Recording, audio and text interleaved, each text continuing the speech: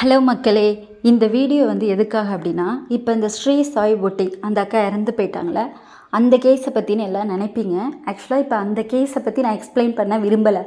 ஏன்னா நிறைய YouTube channels, நிறைய மீடியாஸ், நிறைய பேர் இதை வந்து நிறைய அவங்களோட அலிகேஷன்ஸ்லாம் வச்சுக்கிட்டு தான் இருக்கிறாங்க. ஸோ இப்போ நம்ம என்ன பார்க்க போகிறோம் இதில் அப்படின்னா, ஒரு சைக்காலஜிக்கல் பெர்ஸ்பெக்டிவாக இந்த கேஸை வந்து இதை நம்ம வந்து தூரமாக நின்று இதை நம்ம லைஃபோட ரிலேட் பண்ணி நம்ம எப்படி பார்க்க போகிறோம் அப்படிங்கிறது தான்.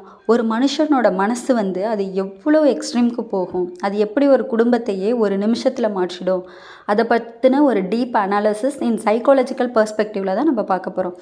ஒரு பெண் வந்து சுமார் 40 வயது, 2 பிள்ளைங்க, ஒரு ரொம்ப எஸ்டாப்ளிஷ்டான ஒரு லைஃப்பை வந்து அவங்களே பில்ட் பண்ணியிருக்காங்க. ஓகேவா? தானாக அவங்க கிடைக்கல, அவங்க சின்னதுலேருந்து அவங்க அதை வந்து பில்ட் பண்ணியிருக்காங்க. பல வருடங்களாக ஹஸ்பண்டோட பிரச்சனை அப்படின்னு சொல்கிறாங்க. அவங்க ஹஸ்பண்ட் வந்து அவங்க அக்கா வீட்டில் ஸ்டே பண்ணியிருந்ததாகவும், அப்போ கூட அவங்களோட ஃபினான்ஷியலாக வந்து எல்லாத்தையுமே இவங்க தான் பார்த்துக்கிட்டதாகவும் சொல்லப்படுது. அதுக்கப்புறம் மீண்டும் ஒரு ரீயூனியன் சுமார் ஒரு 10 நாளாக தான். அதுக்குள்ளேயே இப்படி ஒரு வயலண்ட்டான ஒரு பிஹேவியரை, ஒரு ட்ராஜடியை அவங்க வந்து எப்படி ஃபேஸ் பண்ணியிருக்காங்க.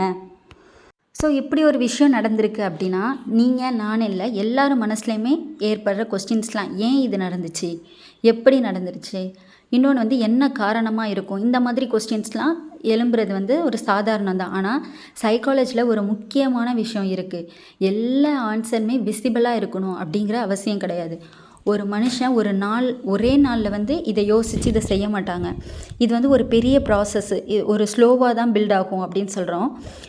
நீங்களே இப்போ இமேஜின் பண்ணி பாருங்கள், பல வருஷங்களாக உங்களுக்குள்ளே வச்சுருக்க கோபம், வலி, நினைவுகள், இது எல்லாமே என்ன செய்யும் அப்படின்னா, ஒரு சொல்ல முடியாத உணர்வு, அது வெளியே வராமல் இருக்கலாம், ஆனால் அது உள்ளேயே போய் பில்ட் ஆகிக்கிட்டே இருக்கும். சைக்காலஜியில் இதை எமோஷ்னல் அக்யூமுலேஷன் அப்படின்னு சொல்லுவோம். ஒரு மனுஷன் தொடர்ந்து சப்ரெஸ் பண்ணிக்கிட்டே இருக்கிறான், நான் சரி, எனக்கு எந்த பிரச்சனையும் இல்லை, நான் நல்லா இருக்கேன் அப்படின்னு வெளி உலக காமிச்சிக்கிட்டே இருப்பாங்க. ஆனால் பிரெயின் அதை வந்து ஸ்டோர் பண்ணிக்கிட்டே தான் இருக்கும். எந்த ஒரு விஷயத்தையுமே வந்து வெளியில் விடாது. அது ஒரு நாள், ஒரு ட்ரிகர், ஒரு ஸ்மாலான ஒரு ஆர்கியூமெண்ட்ஸு, ஒரு வார்த்தை, அந்த ஒரு சின்ன ஒரு விஷயம் போதும், அந்த பில்டான எமோஷன்ஸ் ஒரு தடவையிலேயே எக்ஸ்ப்ளோட் ஆகிடும். ஓகேவா? இதை தான் நம்ம சைக்காலஜியில் வந்து எமோஷ்னல் எக்ஸ்ப்ளோஷன் அப்படின்னு சொல்கிறோம்.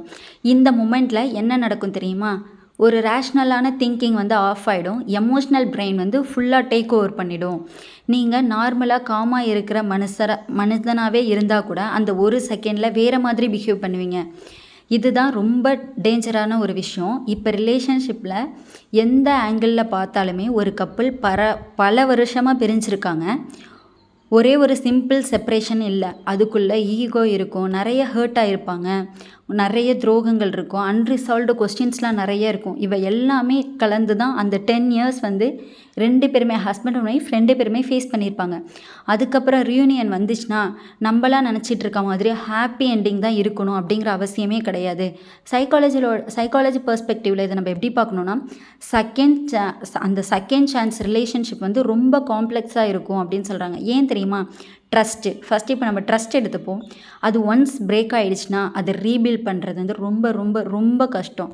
நீங்கள் வெளியில் சிரித்தாலும் உள்ள டவுட் இருந்துக்கிட்டே இருக்கும். ஒரு சிம்பிள் விஷயம் பெருசாக ஃபீல் ஆகும். ஒரு வார்த்தை கூட ட்ரிகர் ஆகும் உங்களுக்கு. சும்மா ஒரு சாதாரணமாக பேசுகிற ஒரு சின்ன சின்ன விஷயம் கூட டக்குன்னு ட்ரிகர் ஆகிக்கிட்டே இருக்கும். அந்த 10 நாள் அது வந்து ஒரு ரொமான்டிக் ரிலேஷன்ஷிப்பாக இருந்திருக்கலாம், அப்படி இல்லையா ஒரு டென்ஷனாக இருந்திருக்கலாம், அது நமக்கு தெரியாது. ஆனால் சைக்காலஜி பெர்ஸ்பெக்டிவில் இது ஒரு ஹை ரிஸ்க் பேஸாக தான் நம்ம பார்க்கணும்.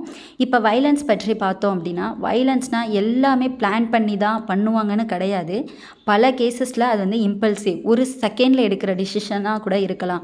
அந்த மூமெண்ட்டில் நான் என்ன சொல்கிறேன்னு கூட தெரியாது. இதுக்கு ஒரு டேர்ம் இருக்குது, லாஸ் ஆஃப் கண்ட்ரோல். அந்த லாஸ் ஆஃப் கண்ட்ரோல் ஒரு ஆக்ஷன்ஸ்க்கு லீட் ஆகும்.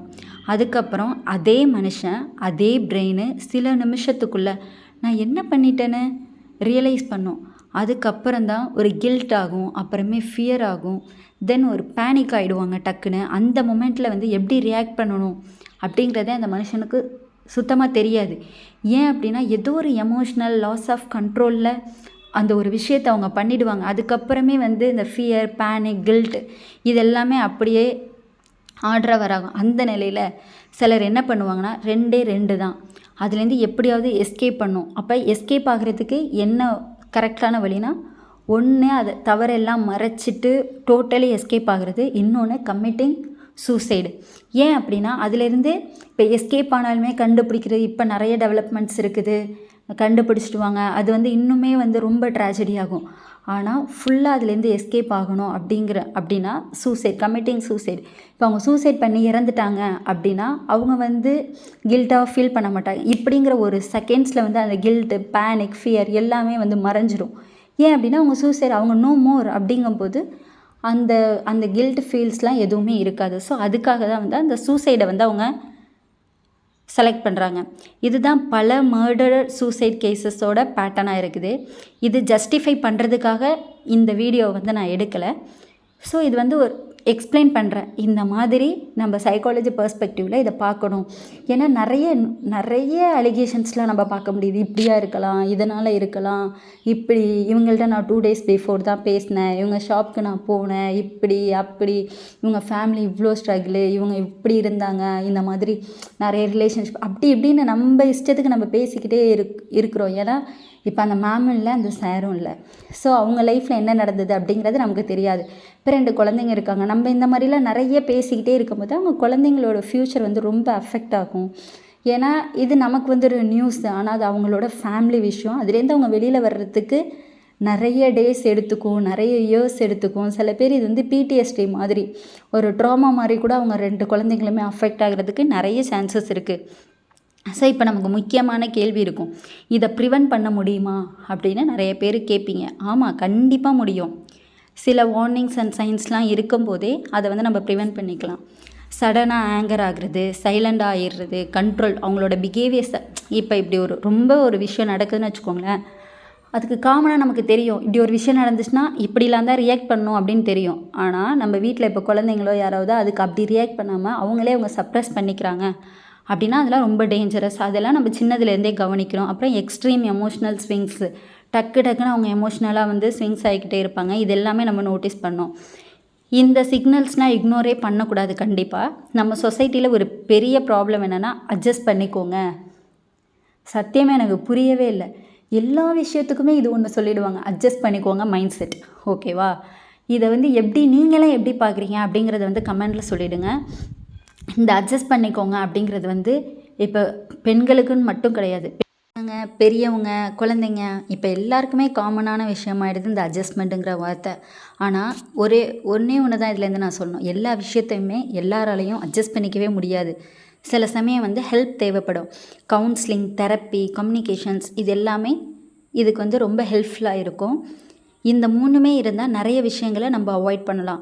ஒரு விஷயம் மட்டும் நினைவில் வச்சுக்கோங்க, ஒரு மனுஷன் ஒரே நாளில் ரொம்ப டேஞ்சரஸாக ஆக மாட்டான். அது ஸ்லோவாக தான் பில்ட் ஆகும். அந்த பில்டப் வந்து நாம் கவனிக்கலைன்னா அது வந்து ஒரு நாள் வந்து ரொம்ப பெருசாக ஒரு எக்ஸ்ப்ளோஷன் ஆகிடும்.